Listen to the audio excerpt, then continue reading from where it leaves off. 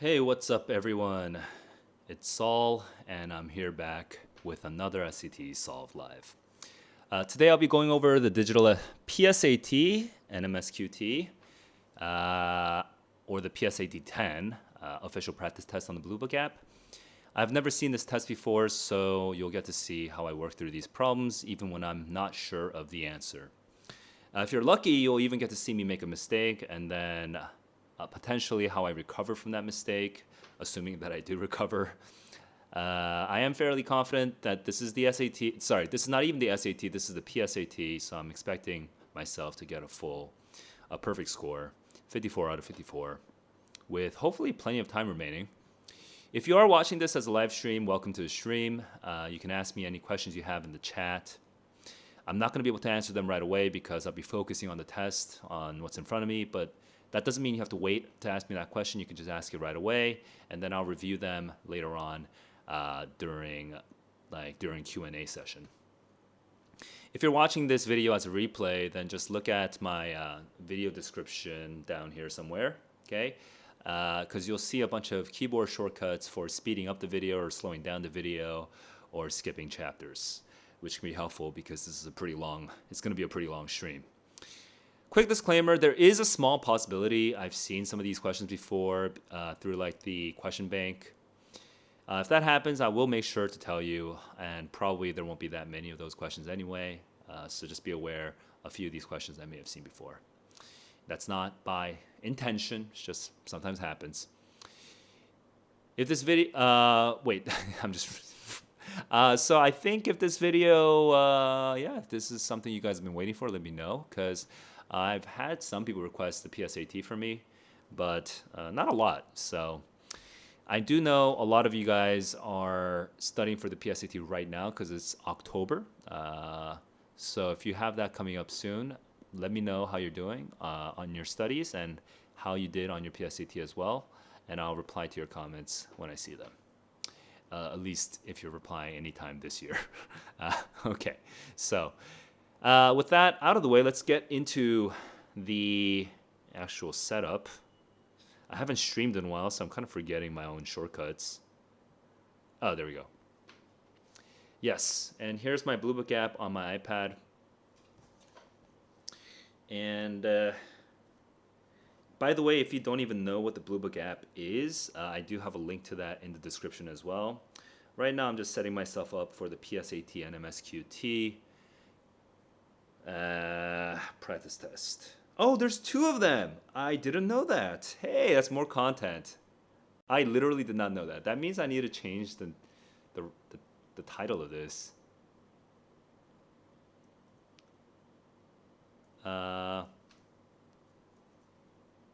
Wait, I don't even know.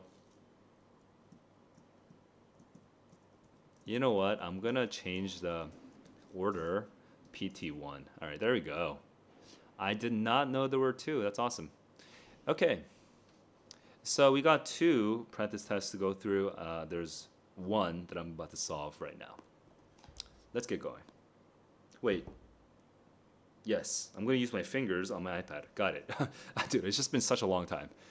So I'm feeling pretty confident. Let's just avoid making silly mistakes. And the main thing for me is to just stick to the strategy that I always talk about. If you don't know what strategy I'm talking about, you're going to see it live right now. And I talk about it in other videos. You can ask me questions about it in chat.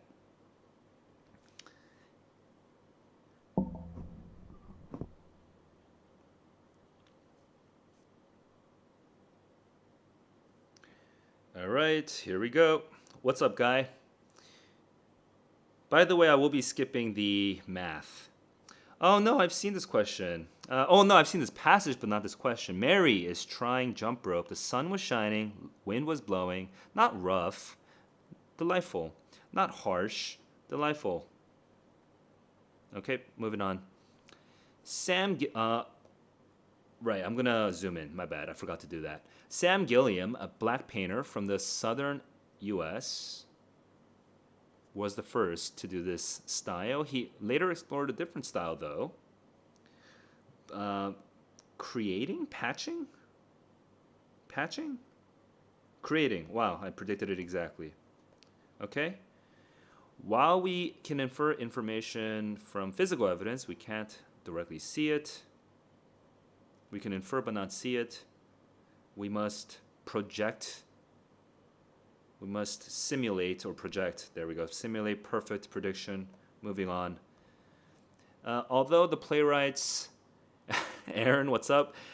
Hope that their play would be energizing, rousing. Okay.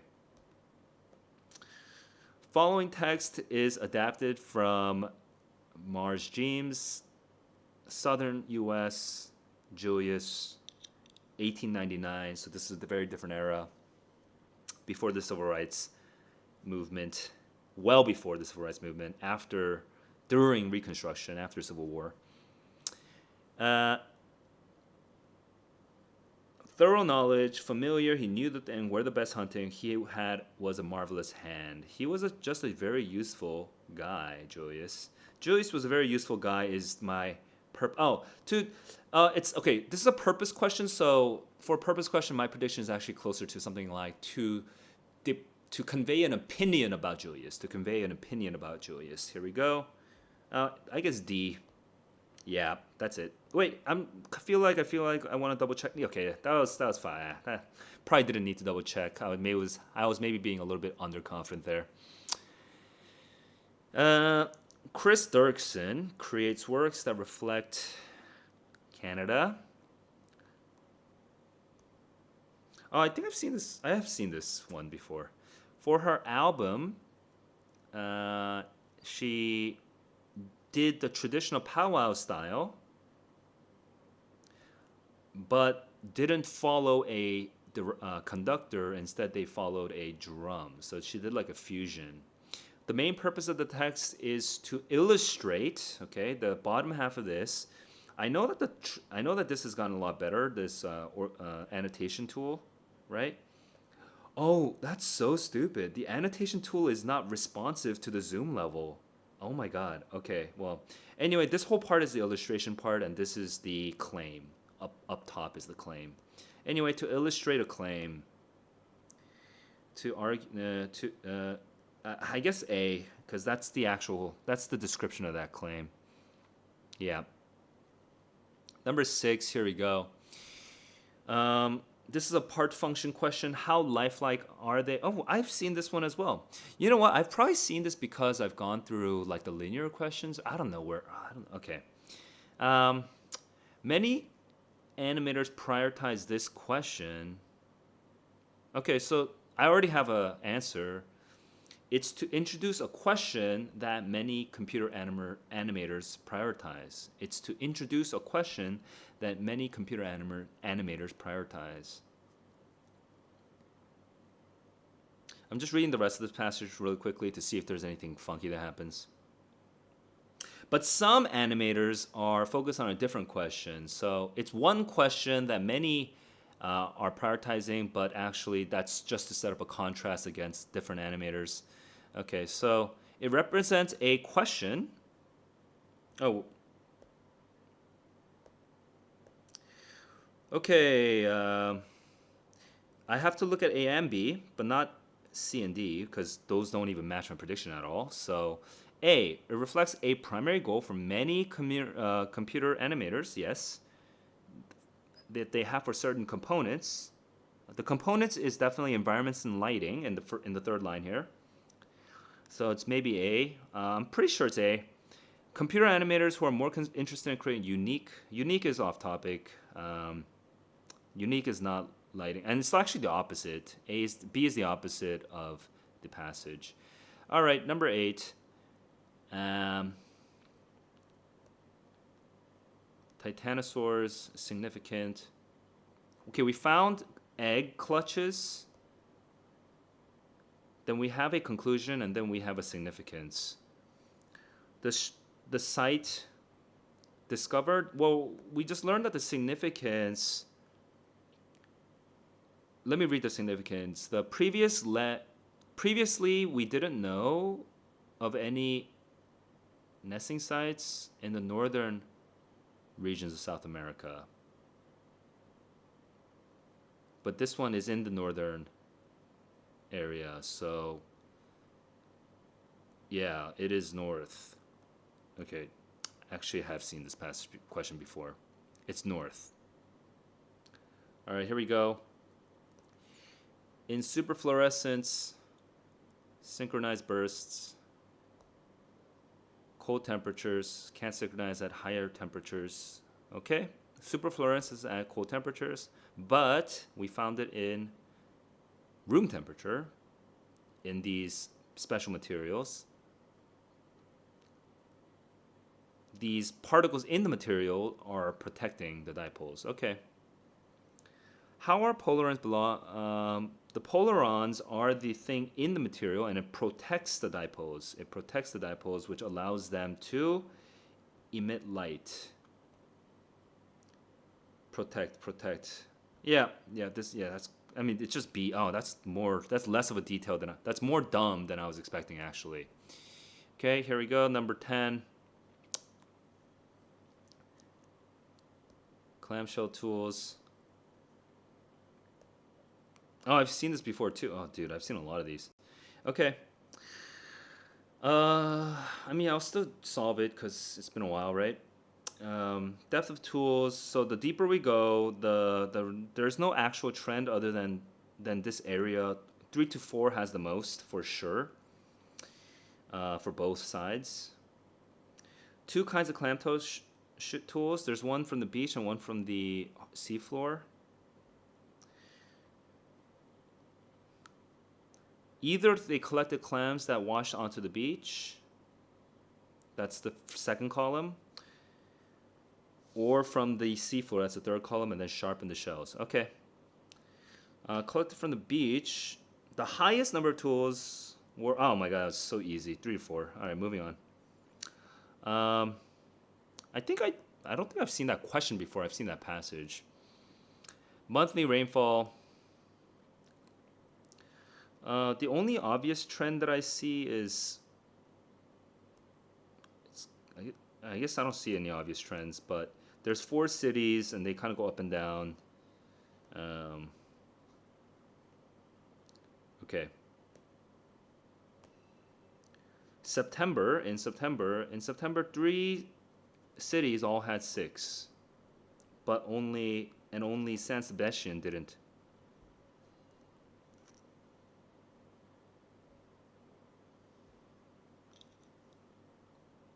Yep, that is C. Okay, moving on.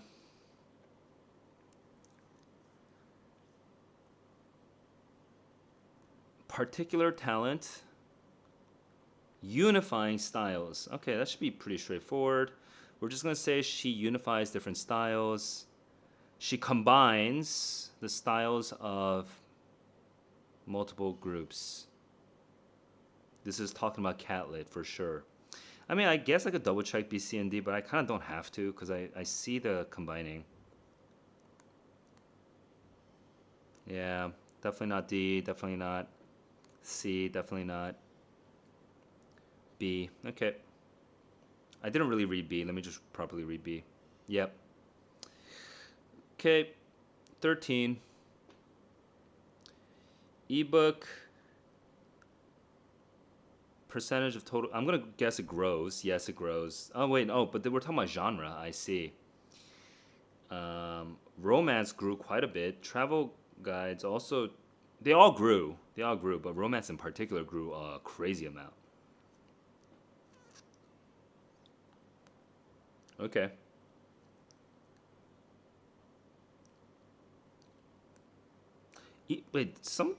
These numbers are messing me up. As a percentage of total unit sales in all book formats? As a percentage of unit sales in all book formats. I see. Yeah, they all grew as part of their share. Okay, I see. Ebooks versus non-ebook formats, I guess. Anyway.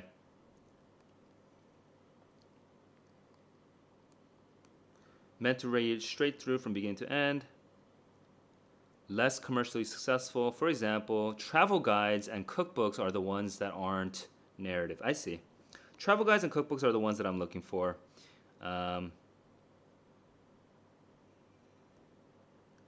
Yeah, I mean, or that, yeah. Yeah, I mean, it has to be A, right? I'm just double checking C now at this point. I'm checking D now. No, yeah.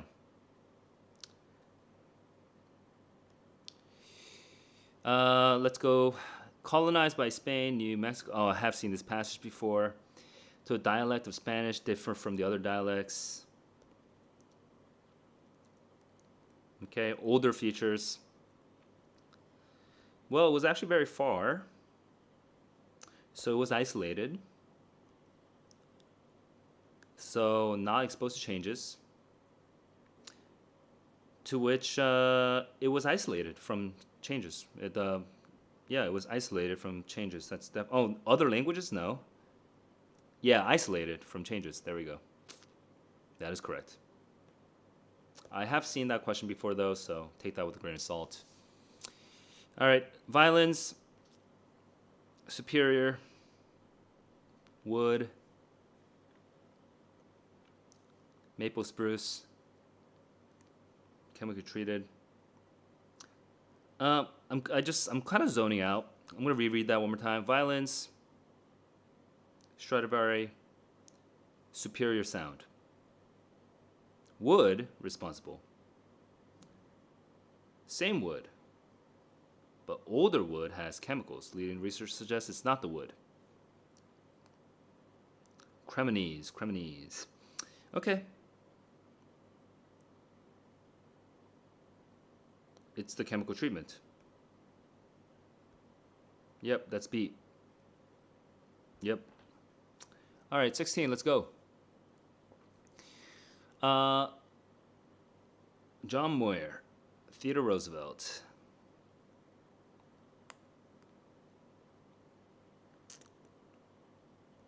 Past tense.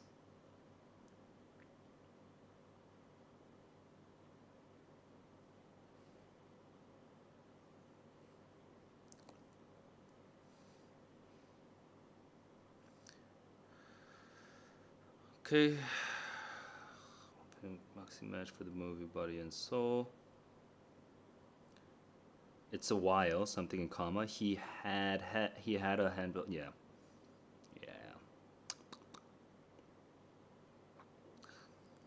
At 8 paragraphs long, the preamble.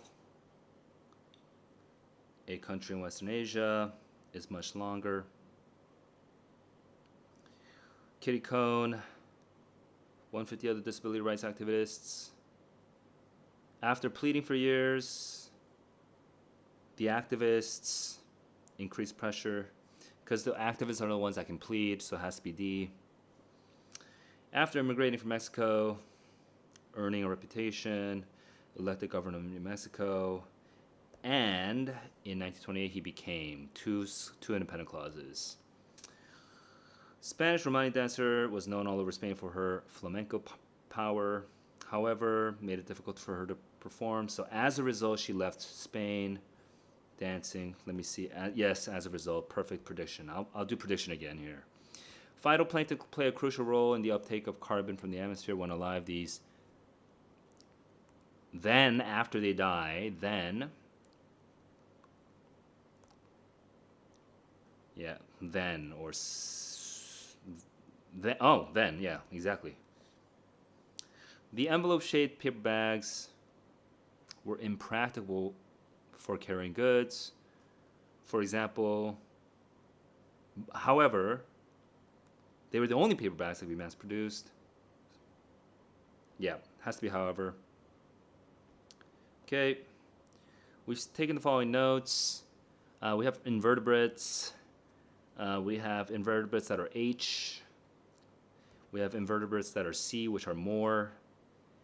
And all of these are kind of like threatened by invasive bird species. Not all of these, some of these. We're trying to emphasize different orders in which they're classified. So we have the H and the C. We're trying to emphasize different orders. Blunt. Yeah, H and C. This is the only one that talks about H and C, I assume, because this is the first one I saw that talks about both H and C, and yes, that's correct. Let's continue. By the way, guys, you can ask questions. I'll answer them after the module.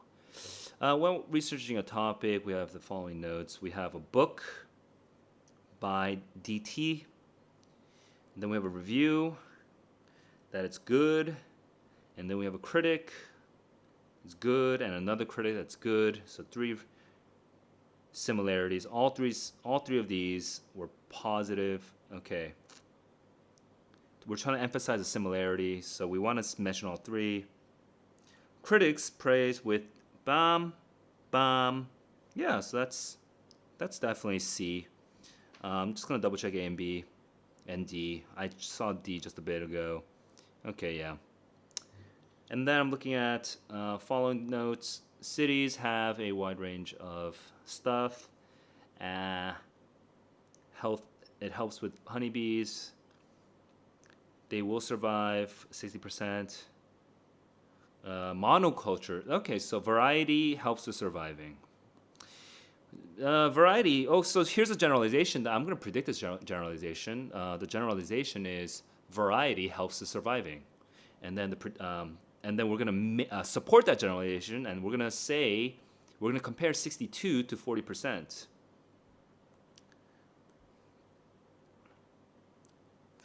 This is a generalization but that's a reasoning, and I guess it does support it, but it doesn't support it from the data, which is kind of annoying. So I'm going to look at A, B, C now. I think D could be the right answer because it's the one that fits my rough shape in my head, but I'm going to double check A, B, C.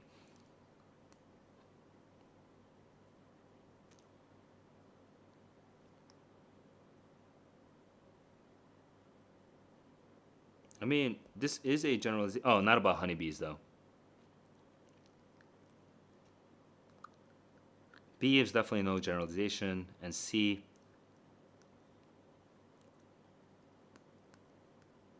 there's no support of anything. There's just 2 different generalizations, so it's D.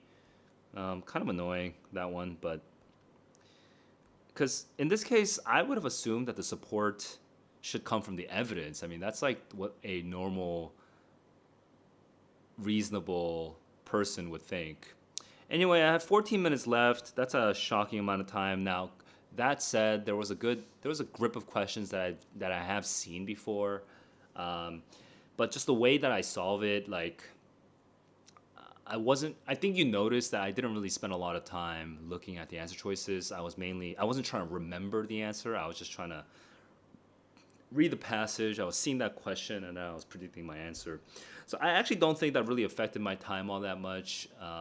It might have given me a little bit of a confidence boost, really, but I don't like to be honest. When I saw those answer choices, they didn't really strike me as like, oh yeah, I remember that this is the correct answer. Maybe that happened like once or twice, but it wasn't really a big influence on the way I was doing this. So yeah, I'm expecting 27 out of 27 on that one. I don't think there was a single question where I was not confident.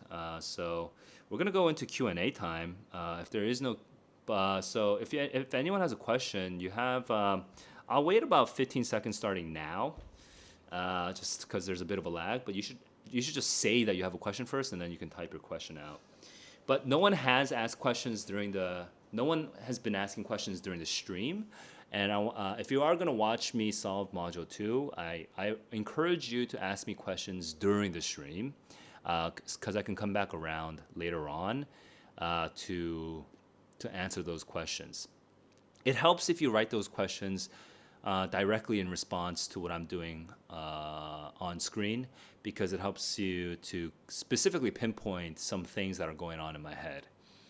And then I could actually explain what was going on in my head. All right, it looks like we have no questions, so I'm feeling a little bit sleepy for some reason, even though it's only 2:30 p.m. But you know what, I'm gonna chug along. Hopefully I'm not making any mistakes.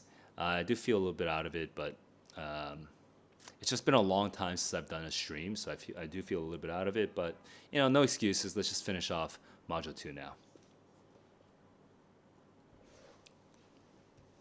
Actually, I'm gonna type this out for you guys, but yes.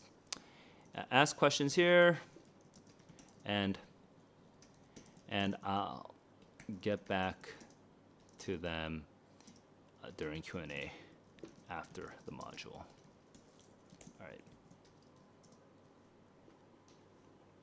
All right, I spent 15 seconds on that one, but it'll be fine. Logically, Damaged fossils, no good. Allowed fresh insight. Offered fresh insight.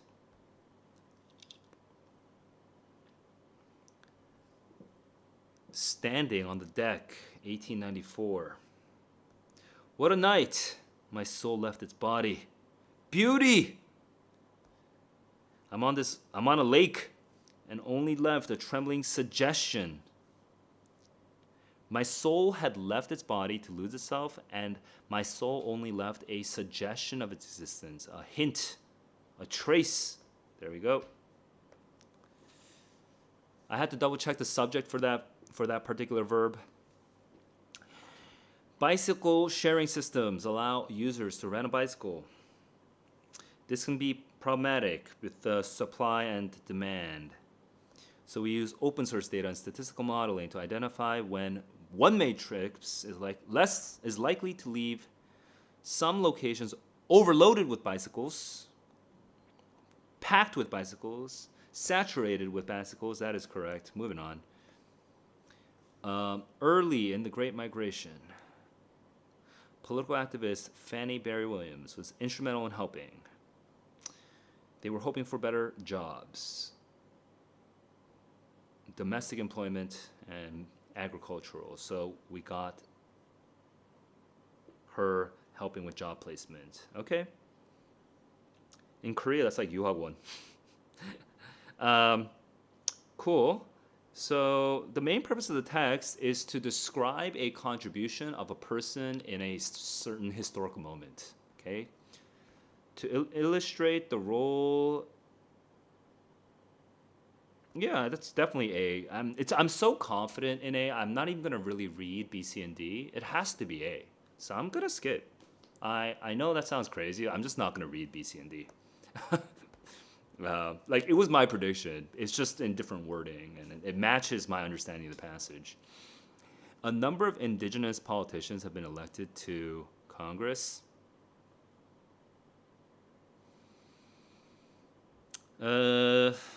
Sorry, I just zoned out. Okay, try that again. Politicians, Congress. Oh, indigenous politicians, my bad. 2000, Democrats, Republicans in Canada and Latin America, they have their own political parties. Ah, okay, yes. This has been successful in Ecuador. Okay, so we're doing so America was just the contrast, and then we're now introducing the real topic, which is Guadalupe. Okay, so the main purpose is to introduce a phenomenon in other countries with an example. Oh, this is too balanced. I don't like C, but I'm looking at A, trace the history, incorrect. B, should, incorrect. D, have influence, off topic. It has to be C, and because C is the only one that's left defensible, but really the way this is actually written is obviously more emphasis on the bottom half and not on the US approach. So I actually dislike this answer, and they're kind of getting away with it because this is like considered maybe like an easy question, but this is actually not a good answer because that's not the main purpose of the passage, to highlight two different approaches. That sounds too balanced. It's not written in a balanced way.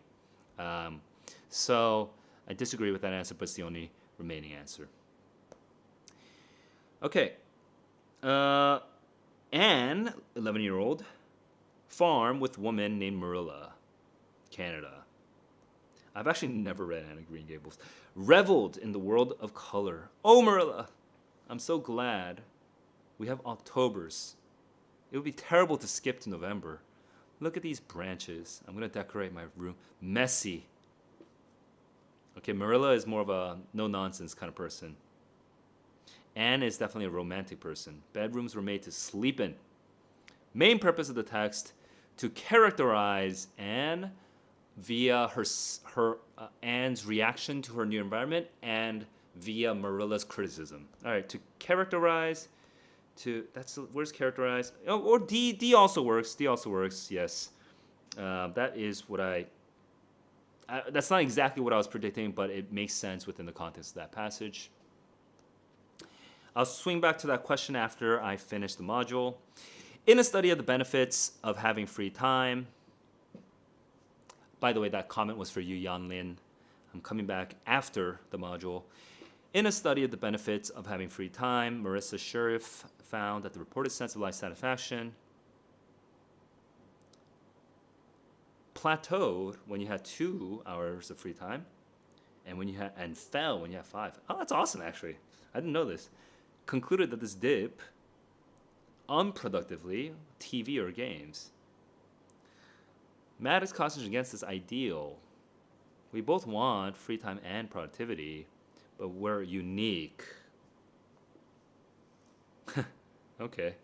How would Maddox respond to Sheriff after further research? So the conclusion after further research is that they spent their all time. So he would just criticize that TV and playing games shouldn't necessarily be considered unproductive because there is no objective definition for what is productive at the very bottom, right? So he would disagree. Yeah, that's C. Yeah, I saw that. I don't know why. I just saw the warning and I was like, it probably is C, and it's definitely C. I didn't look at A, B, and D really. I'm just moving on because of Matt. I got my perfect prediction. I'm moving on. I'm not going to waste time on process elimination. Modern dog breeds are largely the result of 160 years of owners crossbreeding certain dogs. Okay? In order to select for... Okay? So I think maybe some of you guys are noticing that I slow down on the first sentence, and that's just because I'm like literally jumping worlds, right? I'm jumping one world to the next world, and I'm trying to remember what this world is, or learn what this world is. This is the world of dogs. Okay, the first sentence always takes me a bit of time to process. Here we go, 660 years, crossbreeding, appearance. Some breeds are more likely than others to have personality. Okay, so that's different from physical, affectionate, trainability. Physical traits are predictable among purebreds, but behaviors are not predictable. They are varying widely. Main idea of the text is that they vary widely.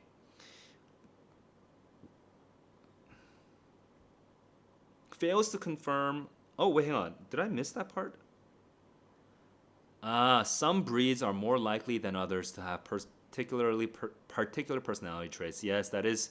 I actually. So what I just did right now is I had like a partial confirmation that fails to confirm. I had a partial match, and then I was like, wait, the rest of this sentence, I don't remember that, and then I had to go and confirm that. So that was not a perfect match. I had to go back to the passage to make that choice. 2019, 20 new moons orbiting, 20 new moons. 3 were prograde, as in they spin with this planet. 17 are retrograde, they spin against the planet. All but 1 are thought to be remnants, and the 1 is prograde, but it's eccentric, which suggests it has a different origin. Yeah, so they're not remnants, and it's prograde. It's like one of the 3 that is prograde. Okay. No. The what? Prograde? Oh my God, that was so much easier than I expected. God, that was annoying. But you know what? This one kind of was designed so that it was. I don't know if it. No, I should have. I actually did waste time. I probably should have just looked for the word prograde first. But I did waste a bit of time there. Several scholars have argued that conditions were conducive. We have burgeoning literacy, by the way. These conditions were conducive for Beowulf. It's not inconceivable that Beowulf came from this particularly conducive time period. But that's just context, man. That's not linguistic evidence. We don't have linguistic evidence that matches the linguistic patterns of that time. Okay, main idea of the text is that there is a problem with this consensus. There's a problem with this consensus. I can't speak. Not consensus, these several scholars. Okay.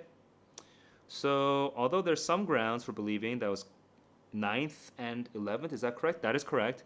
Advocates tend to rely on evidence that's been called in earlier, although several 9th and early, privileges on interpretation. No, it's not controversial though. Although fits well with the historical context. Yes, context, correct. No, we don't have that specific argument at the end about it fitting equally well. And D, although the claim has some plausibility, we have not compelling. Wait, an earlier date? Oh, we do have an earlier date, 8th or 7th century.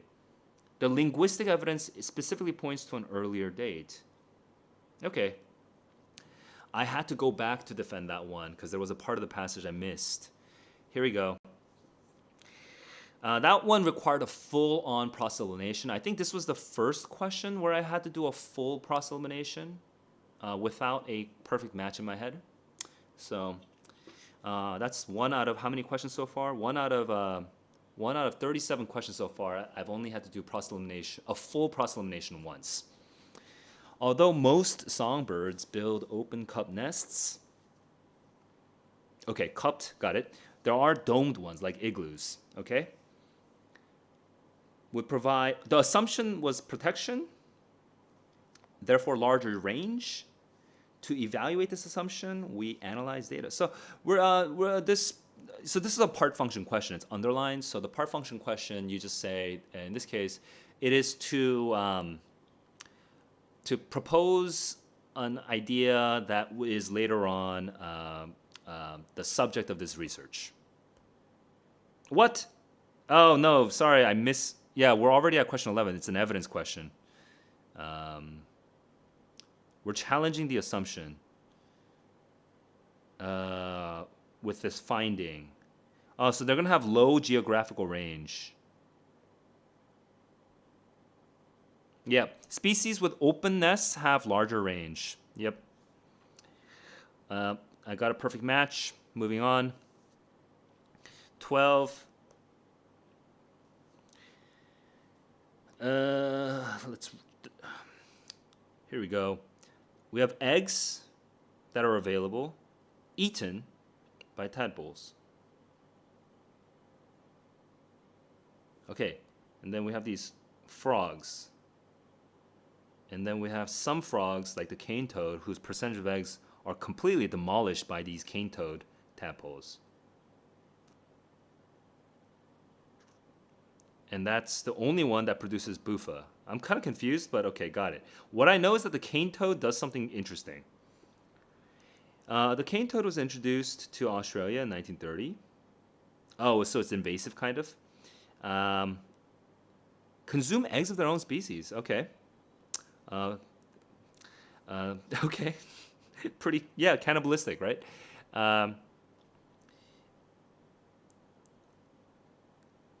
Disproportionately consume eggs of their own species. Yes, I saw that. That's 90%. Because they're attracted to the buffa. Ah, they like the buffa. They like the fish sauce. I'm in Vietnam where they eat a lot of fish sauce. Anyway. However, they wish to argue that the presence of buffa does not entirely explain. Yeah, I mean, because they still like striped frogs over little red tree frog or whatever, or dainty green tree frog. So I want to look for striped frog. There we go, striped frog. Yeah, oh, that's literal green, dainty green tree. Oh, that's exactly my perfect prediction. I'm done. All right, I didn't really look at B, C, and D. I'm done. Here we go. I see your questions, guys. I'm going to come back around to it at the end of the module. ICZ is a band of clouds in the tropics, rain, and changes according to temperature variation. There is a cave. It shifted far south when it was the Ice Age. No. So yeah, there was Peru, and then it went far into South America, which is Peru's kind of north, right? As Huagapo should have led to dry conditions. Wait.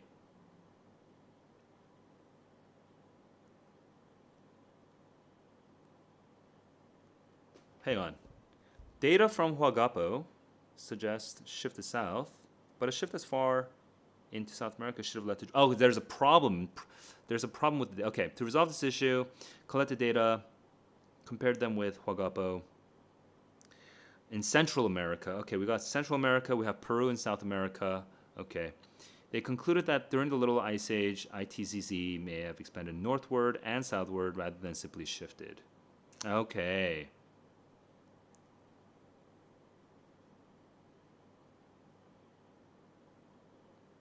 They were both wet. Yeah, they were both wet. Okay. Support the conclusion. The conclusion is northward and southward. Northward and southward. So we have both the Y, the Yokbalum, and the Huagapo, and they're going to both be wet. So high rainfall. Correct, both wet. Perfect prediction. Moving on. Number 14. By the way, earlier somebody was asking about inference questions, logically complete. So you're going to see exactly how I do it now. Some AM have colonized caves in northeast Mexico. There's not a lot of genetic difference between river versus cave AM.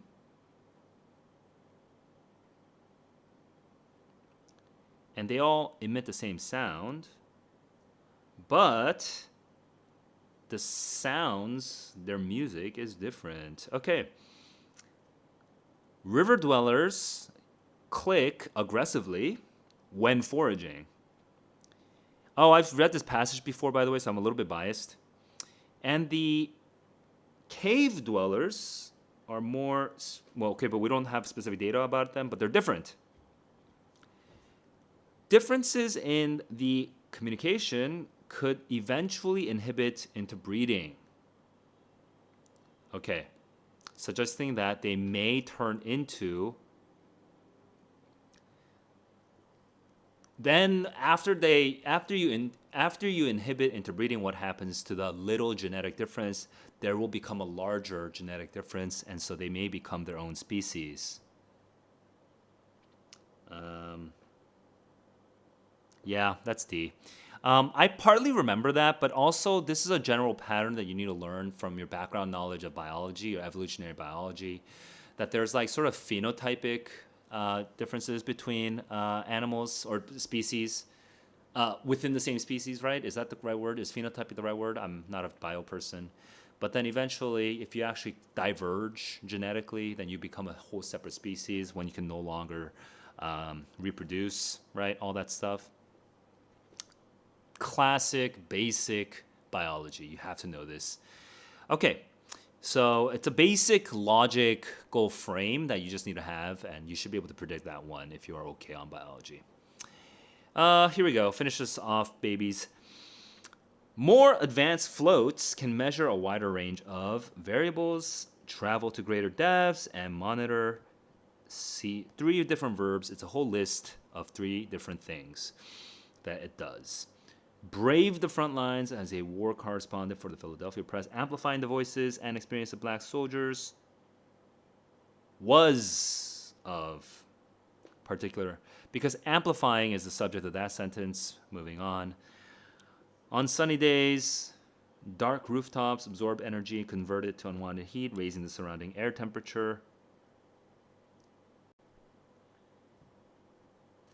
New sentence, because adding is actually the subject of helps combat this effect. Okay? Adding a light colored covering, blah, blah, blah, blah, blah, blah, helps combat this effect. We're talking about the idea of adding. The haiku-like poems of Thomas Transtomer have earned him praise from writers, among them Teju Cole. That's going to be a comma. Among them, Taeju Cole, who has written this. So that's a particular type of modifier. I guess it technically counts as a prepositional phrase, but in this case, it could also be considered an absolute phrase, which doesn't get taught a lot in school books or even in like SAT prep books. But yeah, there is that kind of issue there going on. In addition to advocating for South America's independence, he led armies against the Spanish, liberating 3 territories: New Granada, Venezuela, and Quito, present-day Ecuador. Liberating the 3 South American territories from colonial rule. To serve local families during the Great Depression, innovative Pura Belpre offered storytelling, an uncommon practice at the time. Celebrated and put on. It's a list of 3 things separated with semicolons. Emperor penguins don't waddle out of the ocean, they launch themselves. How are they able to move so fast? Question. Micro bubbles, that's awesome. Okay, interstitium, familiar and distant. Oh, this is a transition question. Here we go. With her room-sized installation, she created a space that was both familiar and distant. For example, specifically with the video screen, movie theater, albeit one found in a... I guess specifically, right? Indeed. I guess Indeed is the closest to my prediction. Yeah. Adverse conditions, ABA, a hormone. This triggers a slowdown in biological processes. I'm going to guess this is and therefore when accelerated growth, it's the opposite. However, on the other hand, in contrast, there we go. Historically, most conductors of major orchestras and opera companies have been men of Europe. But now we have these guys. And similarly, for example. And the reason this is hard is just because the transition of for example is supposed to be at the beginning of the sentence if you write it in like the sort of 9th grade way. But here it's in the middle of the sentence. Okay, and then over here, we're trying to emphasize the difference between C-type and S-type asteroids. C-type are primarily composed of carbon, S-type are primarily made up of silicate.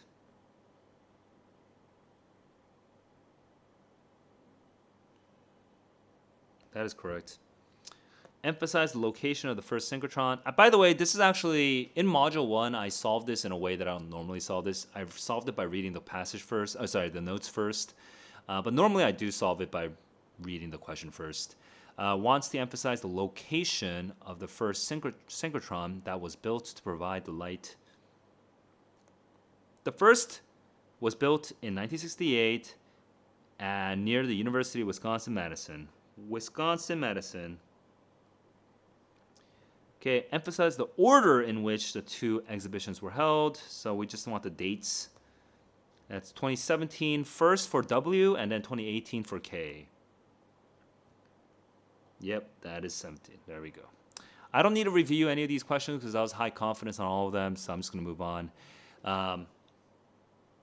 So I'm not going to look at the math questions. I'm going to skip all the math questions, okay?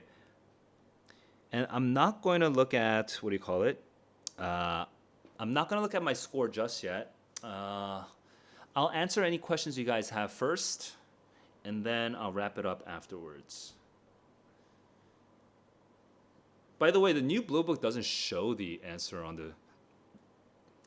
It doesn't show the answer here, right? I know the Blue Book has changed recently. If it shows me the answer... No, yeah, I have to go to the website to see my answers and to see my score, I mean. Okay, cool.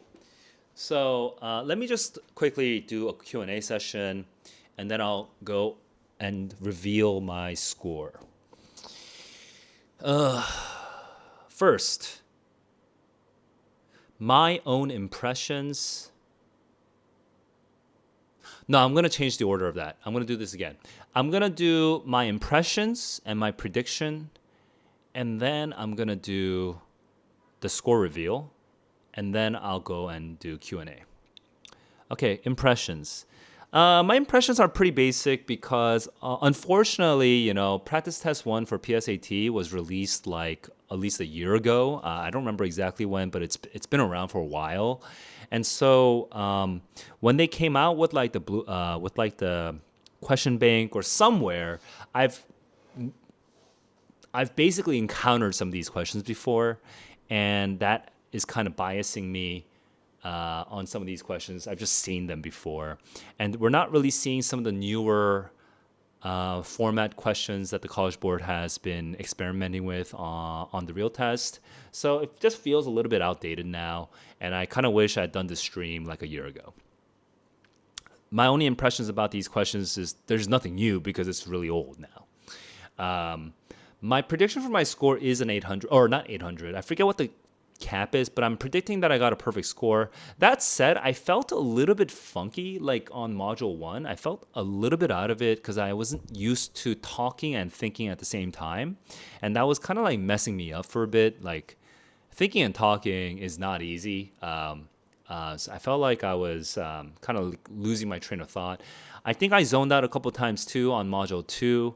But it wasn't that severe because I kind of got warmed up by that point, even though I was feeling sleepy and all that stuff. But yeah, module 1, I'm like a little worried that I made like a silly mistake.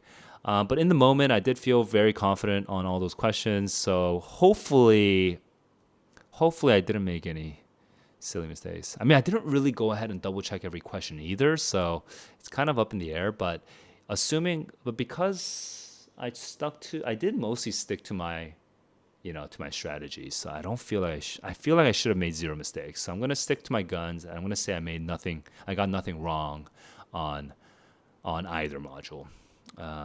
Okay, so that's it for my impressions. Let's just go and let's actually look at my score. I don't want to show you the login process, so I'm gonna go and just log in first.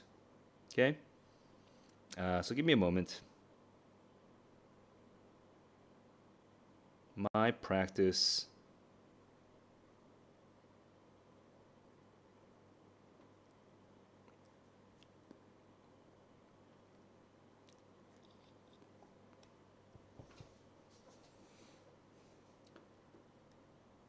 The second one has the new formats. Okay, that's good to hear.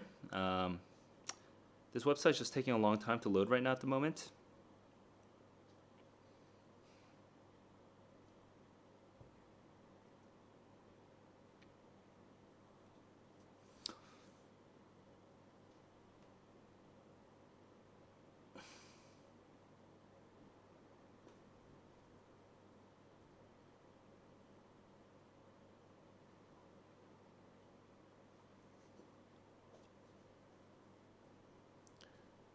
Okay, here we go. My practice. PSAT practice test. No! I made a mistake. Okay, what happened? I got 730 out of 760. So, and it's showing me everything is full bars. So what mistake could I have made? So annoying. And I made only one mistake. So was it in module 1? If it's in module 1, maybe I'm going to be Who decided to do this view thing? This is literally just a text box. Why would you do the view? No, it's module 2? What happened? No! Wait. Hide this. Okay. Hang on. I kind of already saw the answer, but whatever. All right. Let's look at this. What I'm gonna do right now is I'm biased. Okay, I already know that I got question 14 wrong, but so that because I'm biased, this makes this whole exercise a little bit less meaningful. But it's still good for me to reflect on my thought process. So I'm going to just ignore the answer choices and reread this whole thing. Some AM are in the caves. There is not a lot of genetic difference between the river and the caves. They all can emit the same sounds. They found that the context, oh, I remember my logic now, and I felt like my logic was very solid. So what went on? That's actually shocking. Okay, so I'm going to come back. Okay, maybe I just didn't read all of answer choice D, but this is messing me up now. The context and significance of the sounds vary by location.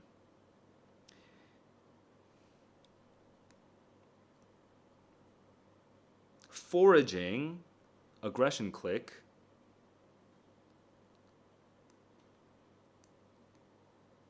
but caves may inhibit interbreeding.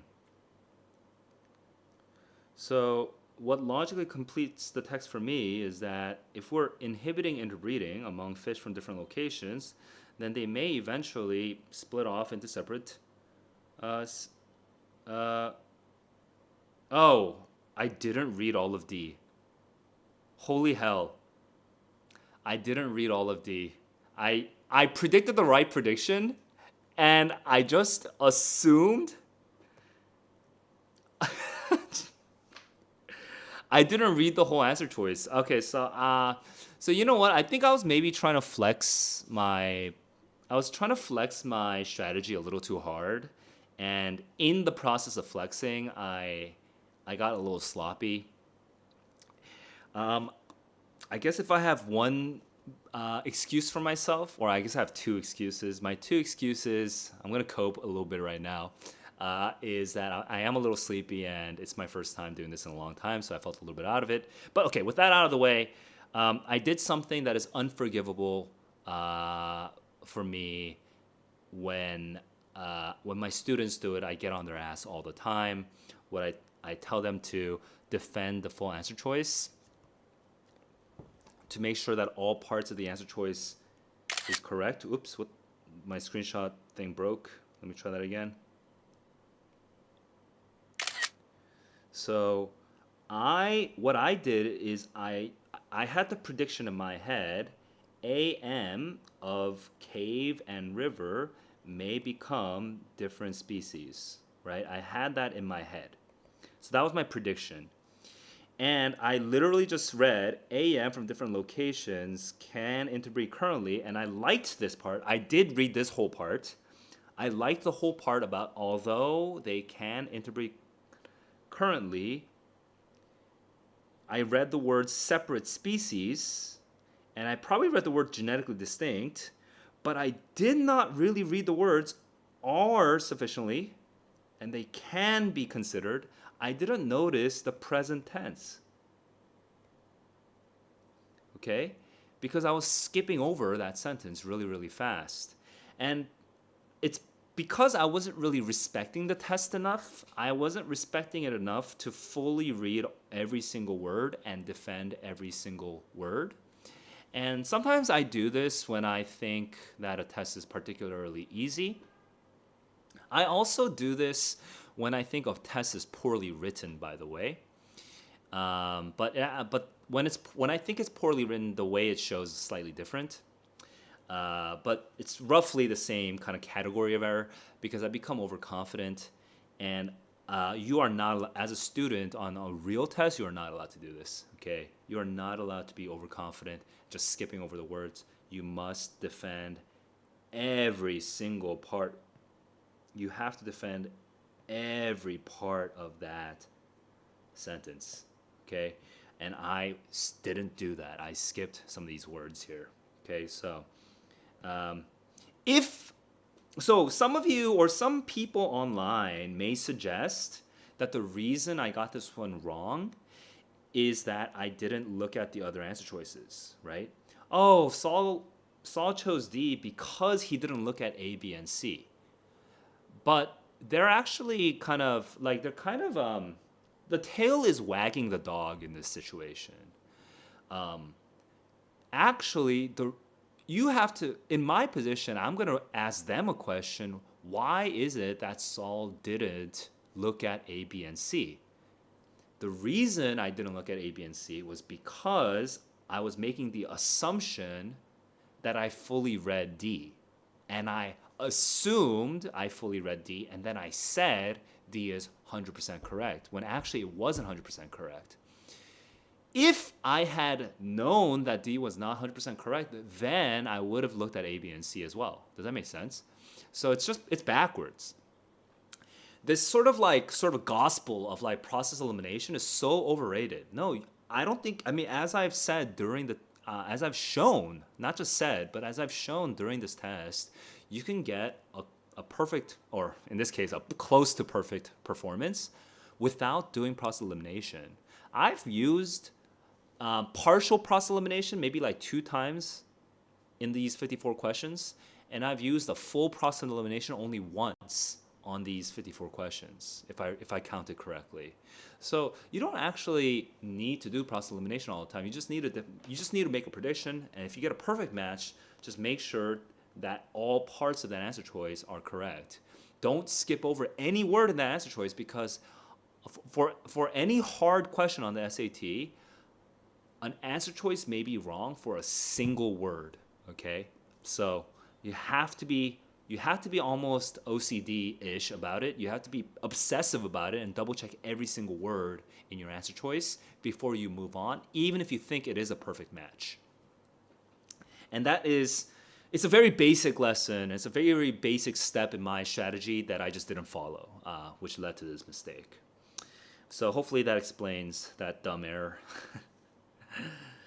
So that's going to make my timestamps a little bit more complicated, because now I have to confess that I didn't get that one right. But anyway, that's it for the test. Let's go into Q&A. So Yanlin and Dung and Amit and Same Rainbows, let me know if you're still around. For now, though, I will quickly answer Yanlin's question, sort of like black and white answer. My advice for logic that completes the text, which is actually called an inference question. So my advice for the inference questions is to read the passage, break it into parts. Okay, like identify the transitions, see how the different parts relate to each other, and then make your own prediction. Make your prediction based on that passage. If it's a hard question, you will not be able to make a perfect prediction. Like your prediction itself will feel like kind of iffy to you. Like you won't be sure of your prediction. But that's okay. Okay. If you have an imperfect prediction, then that means that when you look at A and B and C and D, you're not likely to find a perfect match, right? But during that process, you will learn a little bit more what the question is asking you and what the passage is actually talking about. And at that point, if you've done A and B and C and D, you've done the process elimination once. At that point, just go back to the passage and just make one more prediction after you've done process elimination. And hopefully the second time around, you'll have a better prediction. But if you don't, then that means it's a really hard question for you. So don't waste time. Just choose anything, move on, okay? Dung asks, what's the difference between PSAT and practice test? A PSAT is not... I actually forget what the P in the PSAT, I think it's preliminary or something. I forget what it's called. Should I just look it up? Might as well look it up. So that hang on. All right, there you go. PSAT acronym, but I don't think it actually means anything anymore. Preliminary, I was right. Okay. I don't even know how I remembered that. Yeah, the preliminary SAT. Anyway, so PSAT is not the same thing as a practice test. A practice test is a test that isn't a real test. What's a real test? A real test is one that you get a real score for. A practice test is a test that has been published for the purpose of you just getting better at the SAT, right? So that's what a practice test is. PSAT is just a totally different test. Well, not totally. I mean, it is administratively a totally different test from the SAT, but it's just a preliminary SAT. It's like an easier SAT where the max score is not 800, the max score is 760. All right. because it's aimed not at juniors and seniors. It's aimed at like sophomores or ninth graders or eighth graders. Okay, that is Dung's question, and then going to Amit. Your question from yesterday? Oh, is that in Discord? If it's in Discord, I will keep that out of this particular stream. I'll just swing back around to the Discord server later on. And then same rainbows is just saying hi. Yeah. I mean, I guess I feel you, dude.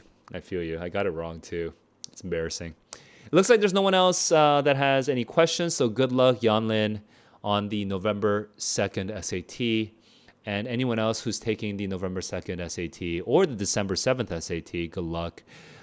Don't procrastinate on registering for the SAT. Go ahead and make sure to register as soon as you can. And good luck getting a seat at a good place, at a good venue for you. And until then, just keep on, keep on. I know it's a struggle sometimes to keep up with your study schedule, but don't have like super unrealistic expectations. Just make sure to keep it a little bit enjoyable. The SAT can be enjoyable as long as you're approaching it with the right mentality. That's it from me, guys. So if this video has been helpful for you, please hit the like button to just tell the YouTube algorithm to show this video to more people like you. And if you'd like similar videos in the future, consider subscribing to my channel. I do a bunch of SAT content, and long term, I'm not going to stay only on the SAT. I will be doing reading overall for LSAT, GMAT, GRE, but also for just literature and general enjoyment of reading. Finally, if you'd like to chat with me, consider joining my channel membership. I do weekly members-only streams where I give tips and answer any questions that you have. Your questions can be about the SAT, but it can also just be just for your homework or your college prep or life in general. Thanks for watching, everybody. Glad to have you guys here with me. And as always, keep on learning, keep on growing. Peace.